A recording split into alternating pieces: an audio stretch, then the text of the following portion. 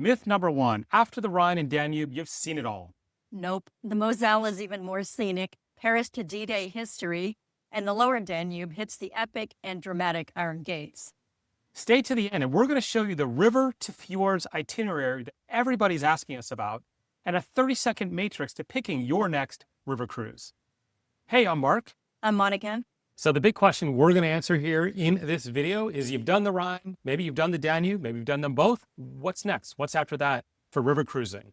Let's start with our first one. Maybe you've heard of the Douro River, and this flows from Spain into Portugal. This is known for some really epic, amazing scenery. Of course, if you're familiar with Portugal and port wine, you're going to get right to the birthplace of port wine. Very interesting because the ships are smaller due to the size of the river and the locks. It's a really nice, relaxed pace. It's perfect for those of you who are wine lovers. What's a typical itinerary look like? 7 nights. They generally start and end in Porto, which is one of Portugal's greatest cities. And you sail up the river and stopping at wine at vineyards along the way and small towns.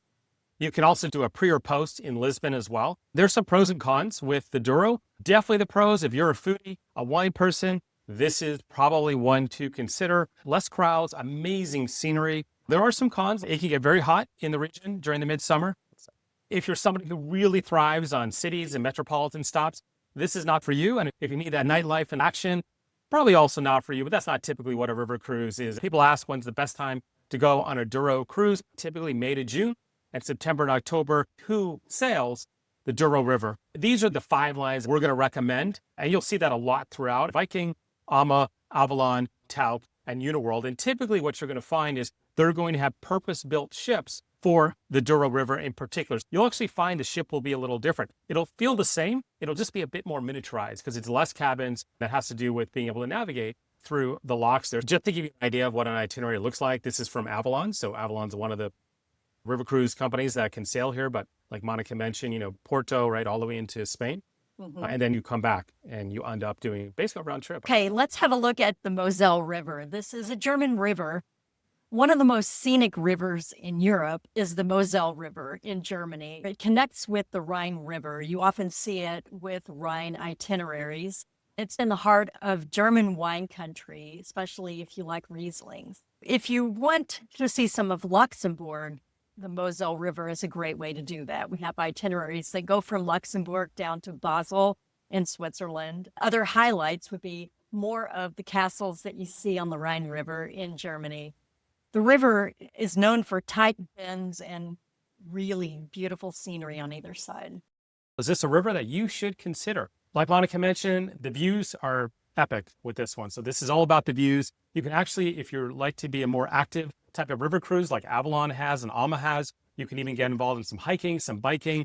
The colors can be amazing in the fall. These are truly authentic wine towns. Are there any cons? Yes. The prime season tends to be shorter. There can be some rain, and there's of course going to be fewer major cities along the way. We kind of think your best times to consider the Moselle is going to be late August to October, and you can actually potentially sync it up with some of the wine harvest and festivals, along with, of course, that amazing autumn foliage. So if you're thinking late August into October, this might be one to think of, and it's one that you can pair with a Rhine cruise as well. Viking, Ama, Avalon, Uniworld, and Tauck. We have other videos in our channel that talk about the differences between these river cruise companies. There are definitely some major differences overall, which we can help you with. Of course, Ama is another of the major river cruise lines, just to give you an idea of what the itinerary might look like. To give you an example of an itinerary, this one starts in Amsterdam, and then you'll end up in Luxembourg. You get some of the Rhine, and then you get the Moselle, which is unique to do a little bit different than your classic Rhine river cruise. I guess in a way you can sort of get like a combo between the two. Another way you can do it if you want is you can go 10 nights. The one I showed you before was 7, but this one does very similar. You can start in either direction. You can start in Basel, you can start in Amsterdam. That's typical for river cruises. You can go in either direction, whatever your preference. You can come down here, do the Moselle, come back out and end up back in Basel. So again, if you're thinking of Rhine River, but you want to add to it and add a few nights, this could be a great extension. If you know Paris, you've probably heard of the Seine River, which flows through Paris. What you may not know is that it also flows west to Normandy. So you can actually do a river cruise on the Seine River, start or end in Paris, and go visit Normandy, see some World War II sites. And along the way, there's some beautiful small towns famous for Monet's Impressionism. Giverny is where his home was. It's the subject of many of his Impressionist paintings.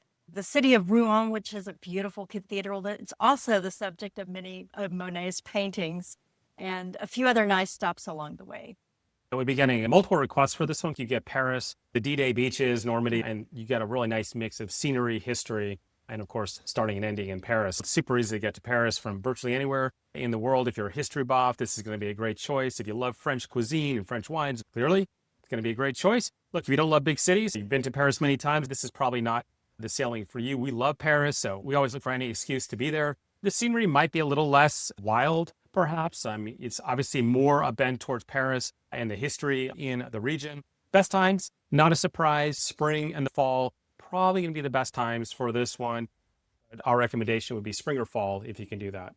To give you an example, this time on Viking River, this would be the Paris and the Heart of Normandy cruise. Take a look at the itinerary here. As you can see, you can do an excursion to Omaha Beach, the beaches of Normandy there, and then the other stops as well. So this one will start in Paris. Here's an example of the itinerary, and you'll come out this way and come back. We'll have the opportunity to do the Normandy beaches as well with multiple stops along the way. You get some overnight time in Paris. You can see night one, you'll overnight in Paris, and even on the return, you'll have an overnight in Paris as well. There's even some that end up all the way down into Basel. So we can do this a variety of different ways.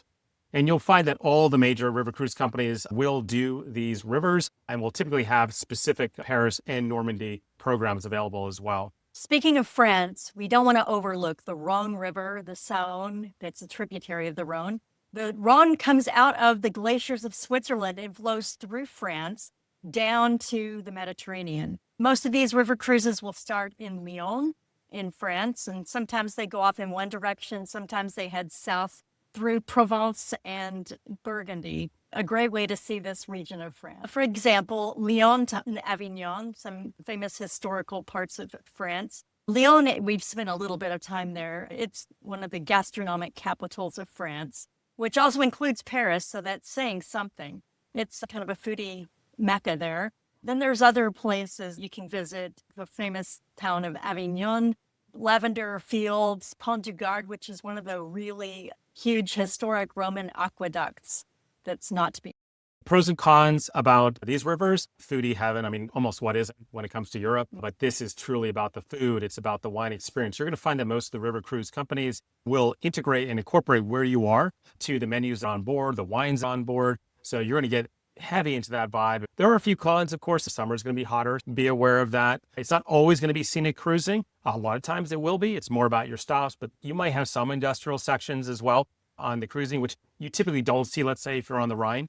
And then always with river cruises, you want to be aware of seasonality when it comes to the river's heights, floods, etc., because that can impact your overall experience.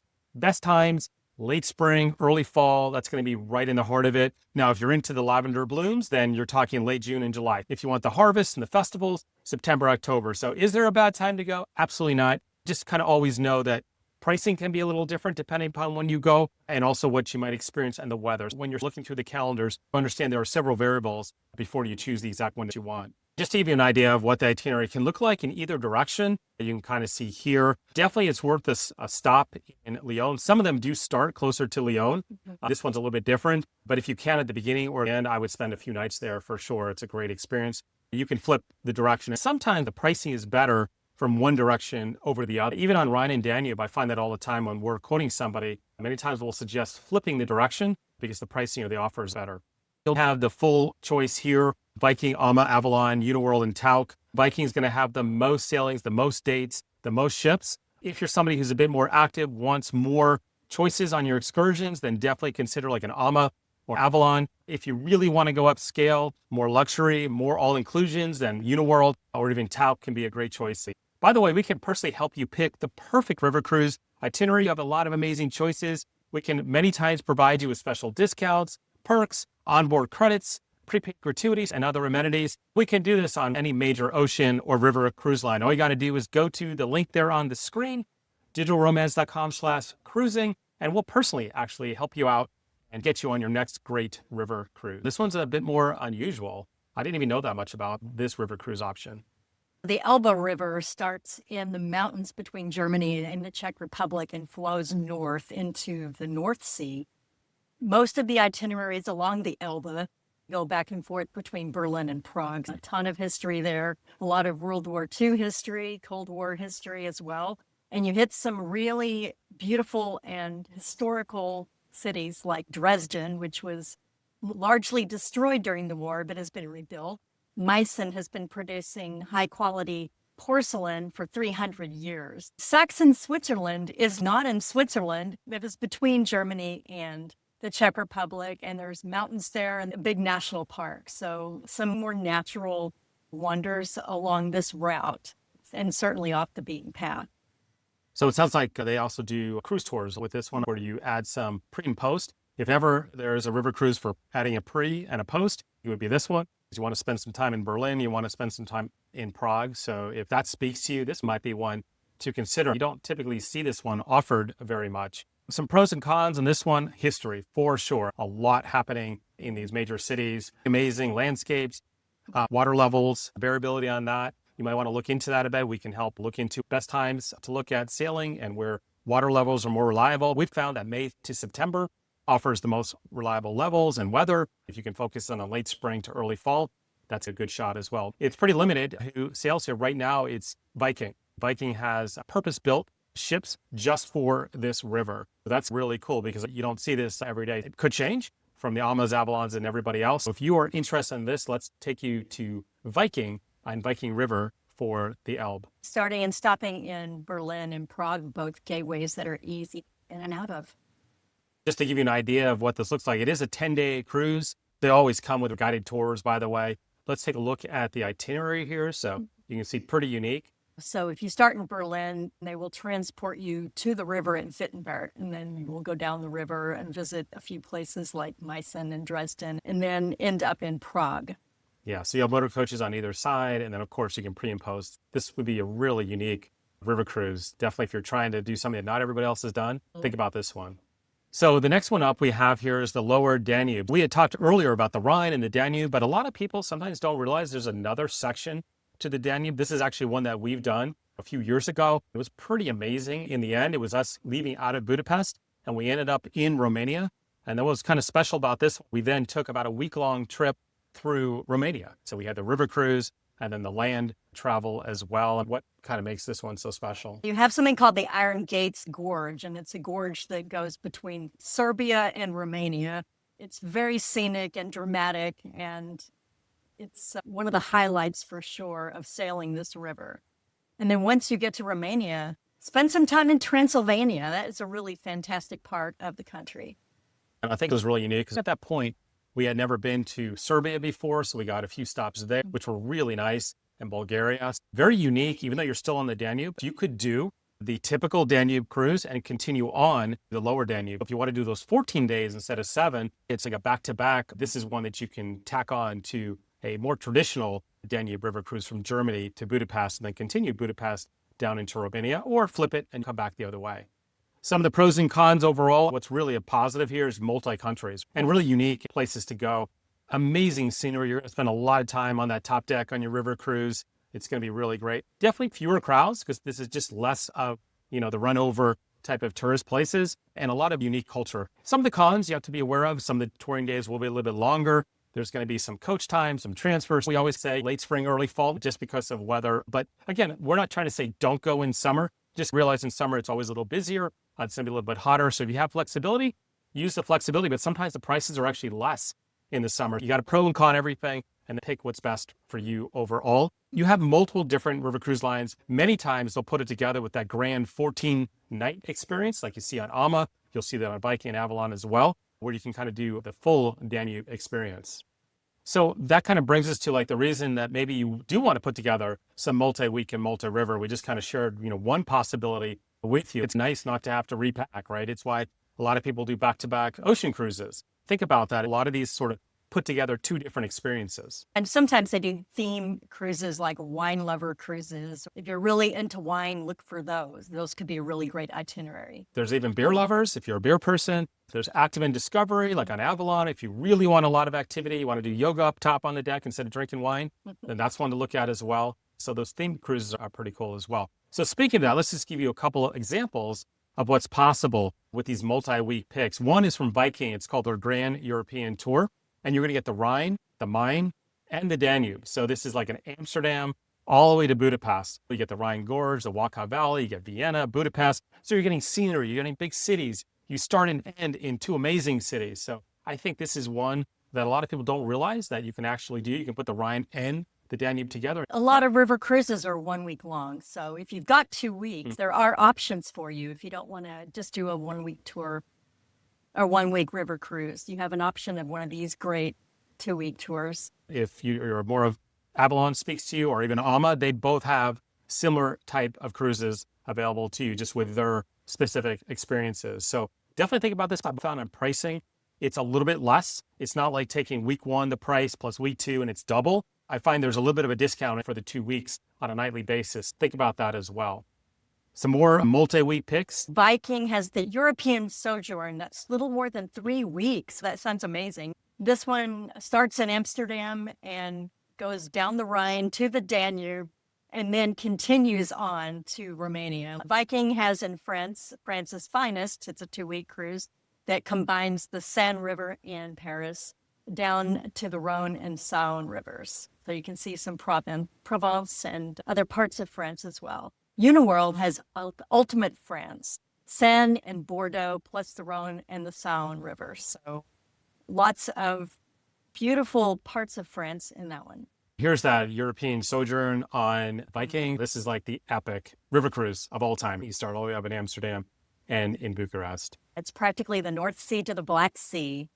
To give you an idea of who sails where, you can see typically, for the most part, you're going to see the major 5 river cruise lines can cover you on the major rivers that we covered here, as you can see. All right, so let's kind of show you how to quickly decide which one is for you. You saw these amazing river cruises. When we were putting this together, all we wanted to do was just book and book. But at some point, you only have limited time. Sadly, we all do. So how do we decide which one is going to be the best one? So we say, if you're thinking about wine, you're thinking about sun, amazing scenery, which one? Portugal for sure. If you're planning on spending any time in Portugal or Spain, then take a look at a Douro River cruise. If you're thinking, hey, I want the most beautiful scenery, maybe not as much crowds, the Moselle is going to be a really nice choice for you. And obviously that one can connect with a Rhine itinerary. If you want Paris, if you want art and World War II history, then the Seine River is probably the river for you. If you're thinking all about food, the Provence region, that's kind of in the dream, and we've seen it in many shows and movies, then you definitely want to think the Rhone. And the Saône. And that region of France and Switzerland is really Europe's dairy land. That's where most of the cheeses come from. So there's so much great food that emanates from that region. If you love wine, then that's a great cruise for you. Speaking of history, Berlin, Prague, and everything in between, then the Elbe is going to be an amazing choice. And then maybe you've been to Budapest. What else can you do? Go east. Do the Lower Danube that we showed you before. And if you have more time, the 2 to 3 weeks, you got the Grand European, the Sojourn, the Ultimate France. We're going to have some of these 2 to 3 week river cruises that we can definitely help you pick. A lot of people didn't realize that you can actually put together a river cruise and an ocean cruise. I think this is really special. Celebrity River is coming out in 2027. And I absolutely do think we're going to see some river to ocean or ocean to river combinations coming from them. Viking's already doing it. As you know, Viking's got river, Viking's got ocean. I wanted to share these with you because we've looked at these and we've booked some people into these. It's just like, I'm nothing but envious and jealous because this just looks so cool. Why choose? So the first one is a Viking river to ocean combo. It starts in Basel in Switzerland. You can fly into Zurich and go to Basel and start your river cruise to Amsterdam. There you will board an ocean ship and go on the North Sea to Denmark and Norway and the fjords. That sounds amazing. To give you an idea of what that looks like with Viking, the Rhine and Viking shores and fjords. Try to say that 5 times fast. Like Monica said, you start in Basel. So you have this incredible Rhine river cruise. In Amsterdam, they do the transfer to a Viking ocean ship. And then you have your classic ocean cruise as well. So I just think this is a spectacular experience and very, very seamless between the two. They do tend to book up quick because it's very precise timing. You don't want to have much lag between the river and the ocean. So there's not a ton of dates. So if this one interests you at all, make sure that you check and see what's available and get those booked. If you have 3 weeks, then you can do the combo number 2, the Grand European Cruise and Viking Fjord. This one Starts on the Danube in Budapest, and it heads from Budapest along the Danube to Amsterdam. And there you do your ship transfer and head to Norway, enjoy the fjords and all of that Norway has to offer. This is for the person who's got a little bit of time and just doesn't want to decide. This is the buffet of everything, right? You get the Danube, you get the Rhine, and you get an amazing ocean cruise as well. You'll definitely be able to brag to all your friends about this one. And just to give you an idea of what this one looks like, the Grand European and Viking Fjords started down here in Budapest. Do a pre-stay in Budapest, pretty incredible because you've got the Danube, the Main, and the Rhine, and then this incredible ocean cruise as well. So check this one out as well. This is a dream cruise for you. Definitely one to look into. Yeah, so if you're trying to decide between a river cruise and the fjords of Norway, why decide? Just do them both. So which one of these is next for you? I want you to put down into the comments right now, which of the rivers that we outlined is the one that spoke to you the most, and tell us why. We're really curious. And also, if you've been on any of these rivers, we'd love to hear that as well. We know a lot of you have done the Rhine and the Danube or both, but have you been on these other dream rivers? What was your experience like? So with that, We'll see you out there. see you out there.